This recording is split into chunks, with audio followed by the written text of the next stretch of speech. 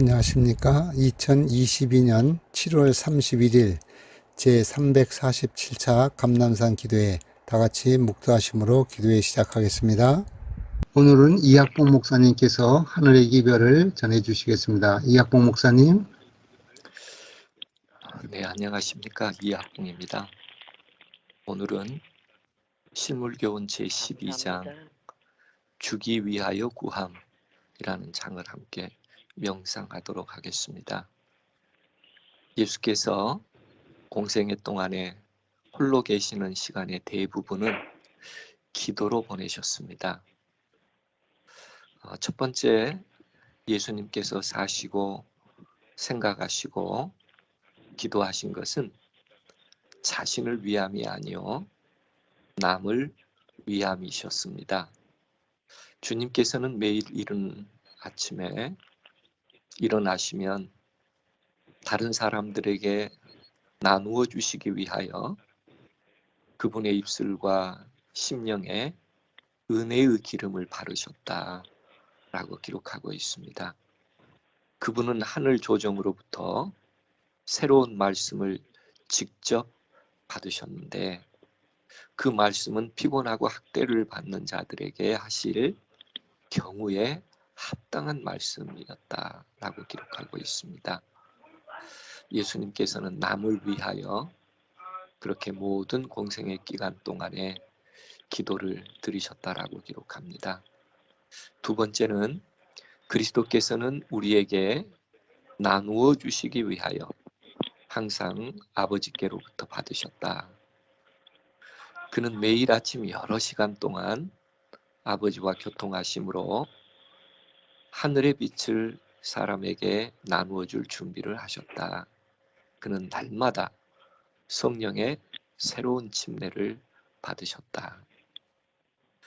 예수님께서 기도하신 목적은 나누어 주시기 위하여 기도하셨고 매일마다 새로운 하늘의 빛으로 준비하셨는데 매일마다 성령의 침례를 받으셨다라고 기록하고 있습니다.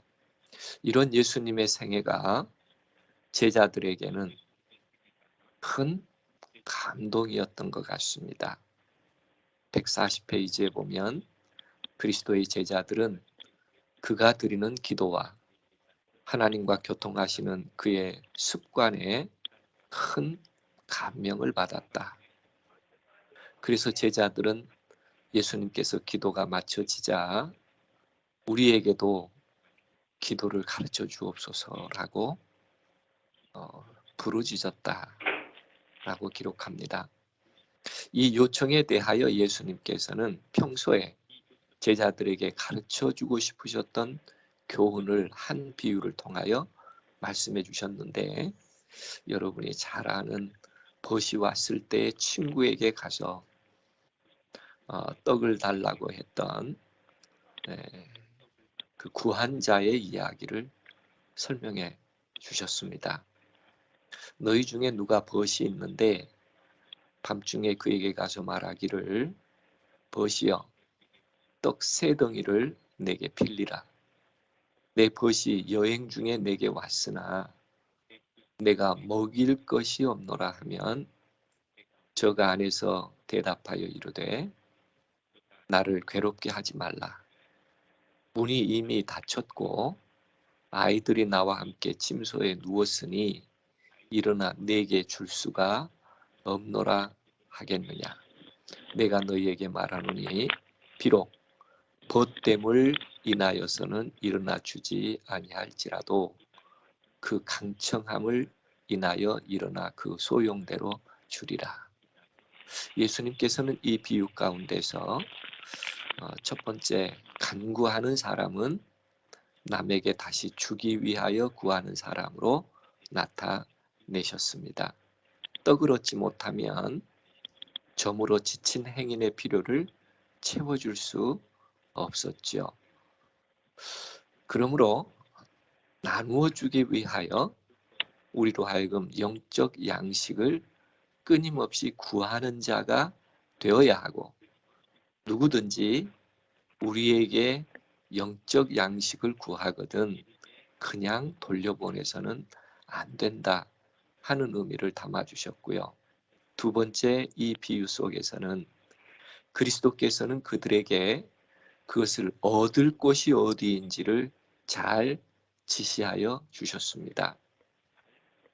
한밤중에 늦은 시간이지만 시장한 친구를 위하여 그냥 돌려보내지 아니하고 그 이웃이 필요가 채워줄 때까지 간청한 그 모습 속에서 우리가 누구에게 우리의 필요를 구해야 될지 이해하게 합니다. 이 비유에 나타난 이기적인 이웃은 하나님의 품성을 대표하지는 않습니다. 대조해서 보여주고 있는데 이기적인 사람은 자기 잠을 방해하는 사람에게 벗어나기 위하여 그 급한 요구를 들어주셨지만 그러나 하나님께서는 주시기를 기뻐하신다. 우리가 구하여야 할 것은, 구하여야 할 대상은 어디에서 구하여야 하는가? 우리에게 주시기를 기뻐하시는 하나님께 구하라고 얘기하고 있습니다. 그러면서 예수님께서는 구하면 주실 것이라는 약속과 함께 너희 중에 누가 아들이 떡을 달라 하면 돌을 주며 생선을 달라 하면 뱀을 줄 사람이 있겠느냐. 너희가 악한 자라도 좋은 것으로 자식에게 줄 줄 알거든 하물며 하늘에 계신 너희 아버지께서 구하는 자에게 좋은 것으로 주시지 않겠느냐. 구하는 자에 대하여 명료하게 정리해 주셨지요.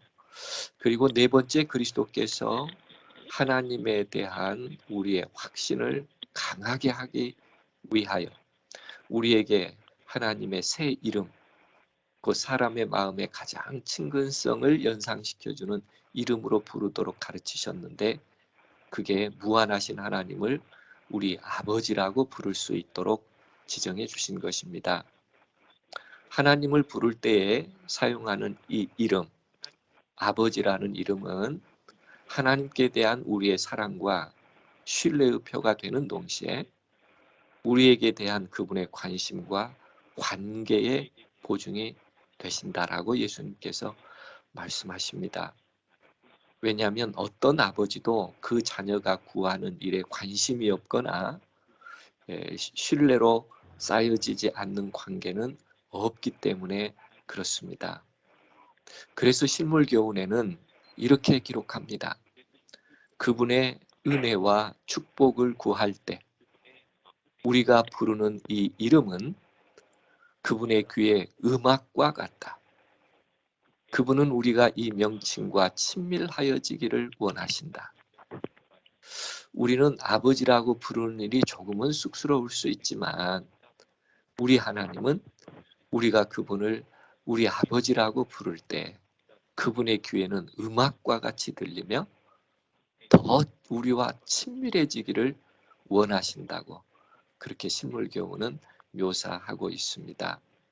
그분은 어린아이가 자기 아버지를 의지하는 것보다 더 깊고 강한 신념으로 우리가 그분을 의지하기를 바라신다고 얘기하면서 하물며 육신의 부모도 자녀에게 좋은 것을 줄 줄 아는데 하물며 하늘에 계신 우리 아버지께서 그에게 구하는 자에게 성령을 더욱 주시지 않겠는가. 우리가 절실히 이 시대에 필요한 성령을 구하면 주시겠다고 그렇게 약속하며 그 주심은 그분이 기쁘셔서 주시기를 원하시는 특권이요 선물이라고 얘기하고 있습니다. 우리는 기도를 늘 드리고 있습니다. 그러면서도 가끔은 우리가 드리는 기도가 막연해질 때가 있습니다. 실물교훈은 우리로 하여금 주님께서 기도에 대한 교훈을 주신 것을 다시 한번 깊이 생각해 보도록 얘기하고 있으며 신령한 과학이라고 소개하고 있습니다. 그분은 기도의 참된 정신이 무엇임을 보여주셨는데 첫 번째는 무엇이든지 우리가 아버지께 구하는 것은 견인불발의 정신을 가져야 할 필요가 있다. 이렇게 얘기합니다. 비유 가운데 나오는 간청자는 여러 번 거절을 당했습니다. 그러나 자기 목적을 단념하지 않았습니다. 언제까지요? 응답을 받을 때까지요. 주님께서는 이와 같이 우리도 즉시 응답을 받지 못했다고 할지라도 기도하기를 그치지 말라고 이 비유 속에서 가르쳐 주십니다. 기도는 하나님 편에서 어떤 행동을 하시도록 하는 것이 아니라 그것은 우리로 하여금 하나님과 융화되도록 우리 자신의 어떤 것을 버리게 하는 일이기도 합니다. 두 번째 조건은 반드시 자신만을 위하여 이기적 간구를 드리는 것이 아니라 남에게 주기 위하여 구하여야 한다라고 정의합니다. 그러면서 실물교훈에는 이렇게 한마디로 기도의 과학을 소개하고 있는데, 받을 수 있는 자격은 나누어 줌으로써만 유지된다. 아주 단순한 표현이지만 우리가 하나님께 구하여 받을 수 있는 자격이 있는데 그것은 나누어 줌으로써만 유지된다. 우리는 하늘의 보화를 주위에 있는 사람들에게 나누어 주지 않으면서 그것을 계속적으로 받을 수는 없다. 기도 과학의 두 번째는 주기 위하여 구하여야 그 응답의 유지, 그 축복은 지속될 수 있다라고 얘기하고 있습니다. 기도 과학의 세 번째 원칙은 그리스도의 생애의 원칙이 우리 생애의 원칙이 되어야 한다. 그럴 때 응답될 수 있다고 말하는데요. 그리스도의 생애의 원칙은 뭔가?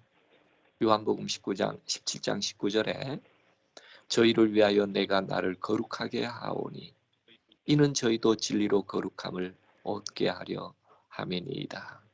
그렇습니다. 우리가 그리스도의 생애의 원칙이라고 하는 것은 우리를 끊임없이 진리로 거룩함을 얻는 일이며, 이런 거룩함 속에 주기 위한 구함은 하나님께서 계속 응답하심으로 유지해 주신다고 얘기하고 있습니다. 그리고 네 번째 기도 과학으로 소개하고 있는 것은 세상에 대한 우리의 사명은 우리 자신을 섬기고 우리 자신을 기쁘게 하는 것이 아니라 우리는 죄인을 구원하시는 일에 하나님과 협력함으로 그분을 영화롭게 해야 한다. 우리의 기도의 목적과 뜻이 어디 있는가?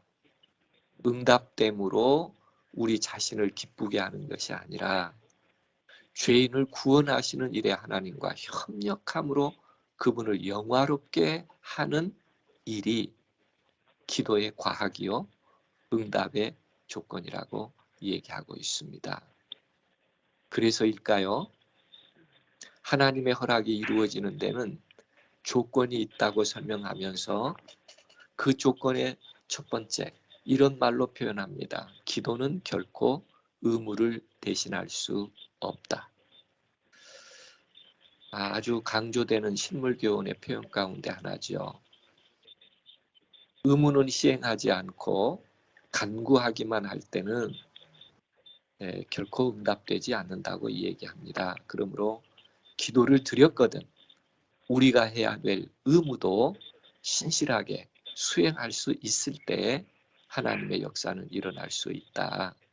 그럼 결국 저희가 의무적인 삶과 기도는 연결된 하나의 사실이라고 볼 수 있는데요. 예수님께서는 실물교훈에 조심스럽게 이렇게 표현하십니다. 너희가 나를 사랑하면 나의 계명을 지키라. 그렇습니다.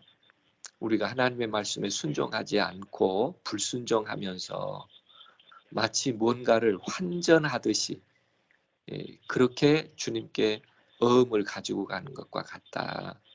그러므로 순종이 기반이 되어야 한다. 두 번째, 너희가 내 안에 거하고 내 말이 너희 안에 거하면 무엇이든지 원하는 대로 구하라. 그리하면 이루리라. 그렇습니다.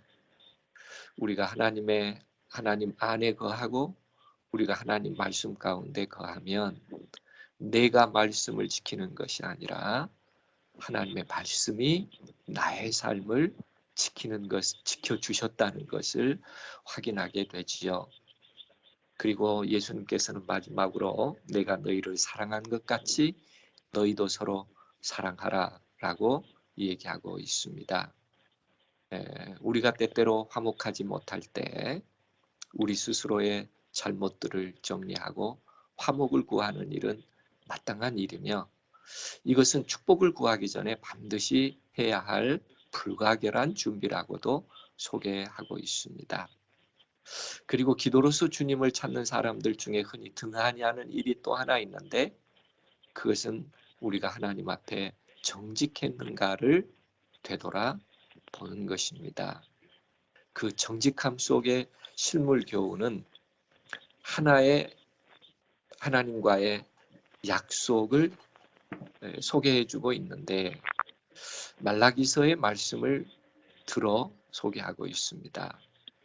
너희가 이르기를 우리가 어떻게 하여야 돌아가리까 하도다. 사람이 어찌 하나님의 것을 도적질을 하겠느냐. 그러나 너희는 나의 것을 도적질하고도 말하기를 우리가 어떻게 주의 것을 도적질하였나이까 하도다. 이는 곧 11조와 헌물이라.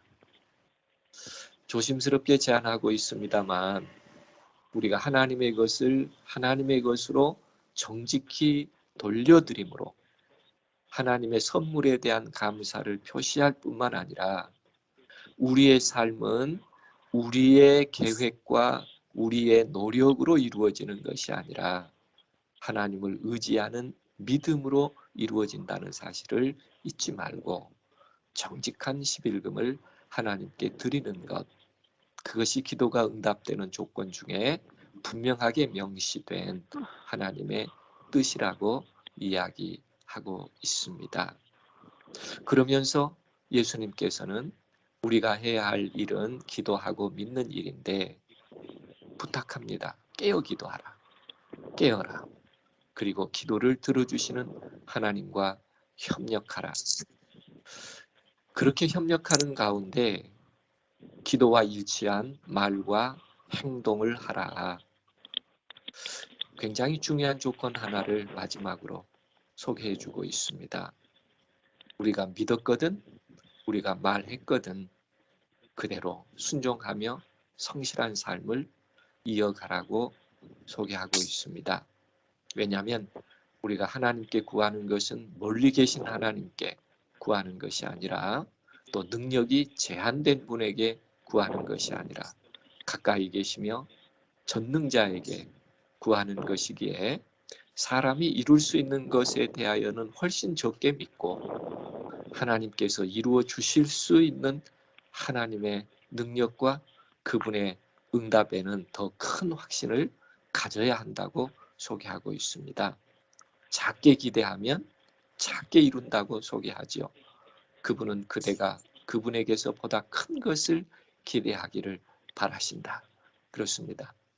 하나님은 우리에게 우리의 구함과 우리의 삶이 하나님 안에서 보다 위대한 것이 되기를 원합니다. 말씀을 줄이면서 다른 사람을 도와주고 싶은 생각이 간절하지만 우리에게 나누어 줄 영역이나 능력이나 빛이 없다고 느끼는 경우들이 참 많이 있었습니다. 우리가 먼저 성령을 달라고, 성령 하나님의 역사하심이 우리 가운데 내재해 계셔 달라고, 이 아침에도 조용히 우리 마음을 열고 성령의 선한 인도하심을 구하는 것, 그리고 성경을 손에 들고 하나님이여 제가 당신의 말씀대로 행하였습니다 라고 말하며, 이렇게 구할 때 이 말씀에 의지하여 주님께 구합니다 라고 할 때, 이런 기도를 하나님께서 즐겨 응답하신다고 얘기하고 있습니다. 그리고 온갖 구하는 것이나 생각하는 것에 더 넘치도록 우리의 기도에 응답하시겠다고 하나님께서 우리들에게 보증해 주고 계십니다. 너희가 내 이름으로 무엇을 구하든지 내가 시행하리니 이는 아버지로 하여금 아들을 인하여 영광을 얻으시게 하려 함이라. 그렇습니다. 오늘도 우리가 기도드리는 여러 기도 제목들이 있습니다. 하나님의 약속 요한복음 14장 13절에 의지하여 하나님께서 영광을 받으시기를 간절히 원해 봅니다. 우리가 살아계신 하나님을 갈망하기 위하여 이 아침도 마음을 열고 야곱과 같이 견인불발의 믿음으로 엘리야와 같이 백절불굴의 정신을 가지고 하나님의 약속하신 모든 것을 구하는 아침이 되면 좋겠습니다. 그리고 우리의 마음을 하나님의 영광스러운 생각으로 가득 채울 뿐만 아니라 우리의 생애가 보이지 않는 끈으로 예수님의 생애와 연결이 되고 성령은 하나님께 대한 것을 우리에게 보여주실 때마다 순종하는 마음으로 살아가며 우리가 사는 삶이 하나님의 능력이 되게 하는 그런 삶이 되기를 간절히 바라면서 말씀을 줄이겠습니다. 은혜롭고 자비하신 아버지, 오늘도 겸비한 마음으로 주의 성령님을 다시 우리의 심령에 모시며 우리의 기도와 간구를 하나님의 전능하심에 의지합니다. 나누어 줌으로써만 유지될 수 있는 아름다운 성령의 역사가 감람산 기도회원들과 이 민족과 이 나라 위에 함께 하기를 간절히 기도합니다. 저희를 진리로 거룩하게 하여 주옵시고 저희가 간구하는 모든 일들이 죄인을 구원하시기 위한 하나님의 선하심과 협력함으로 하나님을 영화롭게 하는 기도가 되기를 간절히 원합니다. 하나님, 기도는 결코 의무를 대신할 수 없다고 말씀하셨사오니 오늘 성령님 저희 가운데 임하시사 우리의 삶에도 우리의 의무를 다할 수 있기에 하나님께 온전히 드려진 기도가 되도록 축복하여 주시옵소서. 감람산 기도회를 하나님께서 복을 주시고 은혜 위에 은혜를 넘치게 하셔서 간구드리는 모든 일들이 응답되는 기쁨을 하나님과 함께 나누며 영광 돌릴 수 있도록 한 주간도 저희의 삶을 말씀으로 인도하여 주시옵소서. 우리의 모든 간구를 가장 유익하게 응답해 주실 줄 믿사오며 언제나 가장 좋은 것을 주시는 예수님의 이름으로 간절히 기도합니다. 아멘.